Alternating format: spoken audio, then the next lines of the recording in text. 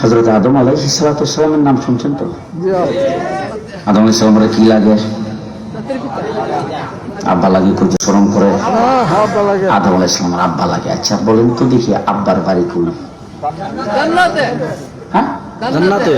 এখন যদি হুজুরে জিজ্ঞেস করেন হযরত মুহাম্মদুর রাসূলুল্লাহ সাল্লাল্লাহু আলাইহি ওয়াসাল্লাম থেকে নিয়ে উপরের দিকে যত নবী, একজন একজন নবীর নাম কইবেন, হুজুর কিন্তু প্রত্যেক নবীর বাড়ির ঠিকানা বলতে পারবে। যদি জিজ্ঞাসা আদম আলাইহিস সালামের বাড়ি কই, পৃথিবীর কোন জায়গায় আদম আলাইহিস সালামের বাড়ি নাই।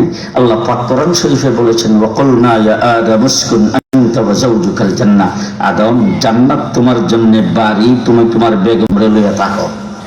ঠিক ঠিক। আদম আলাইহিস সালাম যখন সর্বপ্রথম জান্নাতে দিছে, বেগম তো নাই। এবার জান্নাতে কি মনে করেন বিদ্যুতের লোডশেডিং আছে? না। নেটওয়ার্কের ঝামেলা? না। গ্যাসে মনে হয় ডিস্টার্ব করে? ডায়াবেটিস আছে কিছু? কিচ্ছু নাই। তো আদম আলাইহিস সালামকে একদিন আল্লাহ জিজ্ঞেস করতেছে, আদম কেমন লাগে? আদম আলাইহিস সালামকে আল্লাহ খুব ভালো, কোনো কিছুর অভাব বলে না আল্লাহ, কোনো কিছুর অভাব বলে একটু চিন্তা ভাবনা করে দেখো তো কোনো কিছুর অভাব আছে কিনা।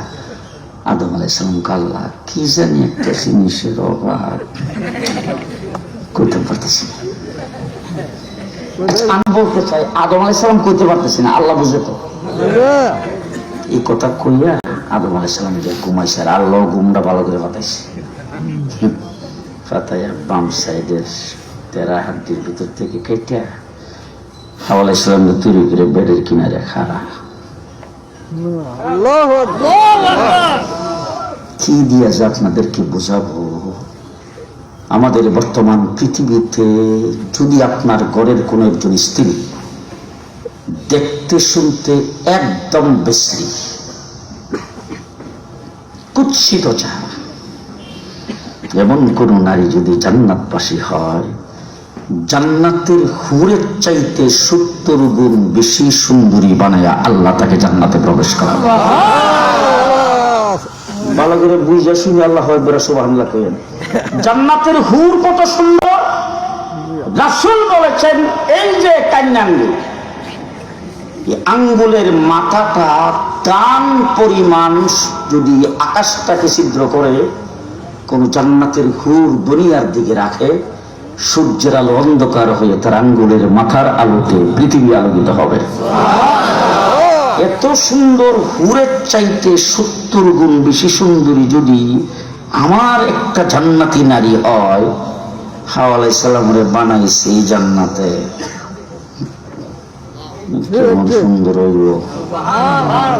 এই আমি ওয়াজ করে বুঝাইতে পারবো না, আপনারা নিজেরা শুয়ে শুয়ে বুঝে নেবেন। এটা যখন ব্যাটারি কিনারে খাড়া, খালি চকটা খুলিলে দিক আমি করতেছি না, আল্লাহ তো কি বুঝছে, হাতটা খালি বেড়াইছে ধরার জন্য। আল্লাহ ডাক দেখো সাবধান, ধরা না। আদম আলাইহিস সালাম আল্লাহ আসলে আমি কইতাছি না, এটারই আমার দরকার। আল্লাহকে বানাইছো তোমার জন্য, তা আমার লাগে বানাইলে আমার ধরতে দেন না যায়।